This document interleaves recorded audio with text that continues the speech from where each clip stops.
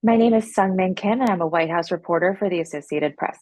So Israel and Hamas has reached an agreement that would secure the release of dozens of hostages being held by Hamas militants in Gaza, as well as Palestinians being held in Israel. This deal was weeks in the making. It doesn't mean necessarily the end of the war between Israel and Hamas for the time being, but it does include a 4-day ceasefire where all of these hostage releases and the movement of humanitarian assistance into Gaza can occur.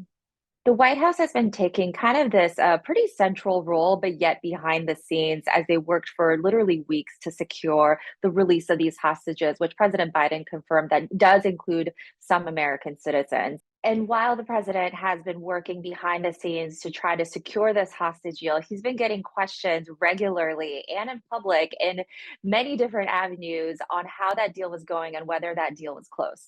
Mr. President, is a hostage deal near? I believe so, but I'm not prepared to talk. Believe so?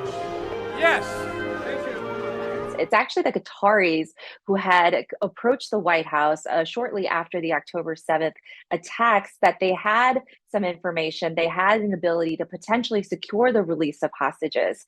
So ever since then, very senior officials in the White House, President Biden, and leaders in Qatar as well as Israel have been working, or almost around the clock for parameters of an agreement that could secure the release of these hostages.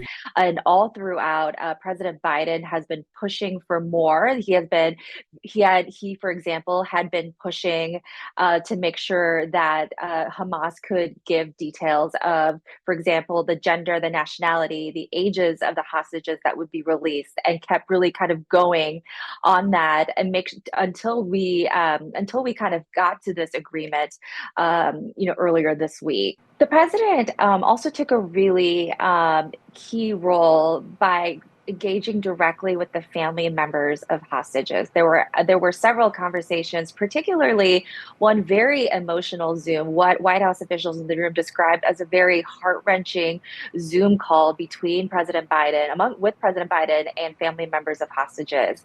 And he had pledged over and over to those families, but also publicly, that he would not rest until all those hostages were released. And that's a message that he repeated again last night on Tuesday night when the announcement was made formal and said, and he when the announcement was formalized, and said he would continue to work to make sure everyone was released.